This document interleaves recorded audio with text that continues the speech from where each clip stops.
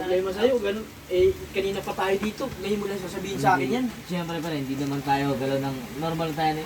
Pare-pangit kasi yun. In-invite mo ako rito, tapos ganyan. Ba't nagchat-chat ka ngayon? Ano, chat-chat? Inabuti naman yung mga text sa akin kasi nag-chat-chat. Pre, ayaw lang kita masaktan, pre ha. Pero, tinan mo yung nag-chat-chat sa Mahirap akin. sa inyo pag nakainom kayo. Ayan. Oo. So, ang dating, ako pa sa reason, ako pa ayaw masaktan. Hindi kasi pangit kasi yung Yung kainuman tapos. Ganyan, ex na yan, pre. Dapat pagka ganang bagay, ex na yan, tayo. Yun ang mahirap sa mga ano. Respeto na lang.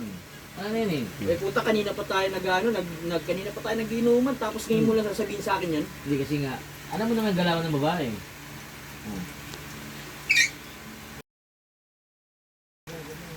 Pre, uwi na lang ako, pre. Mas okay ah. Napunta-punta mo yung Ano lang yan? Tama lang yan. Kabanding ka, pre. pinapunta-punta yung lalaki tapos bibintangan.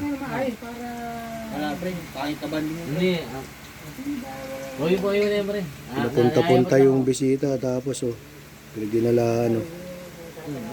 Bago ka. Pangit ka man din. Sabi ko na nga ba eh.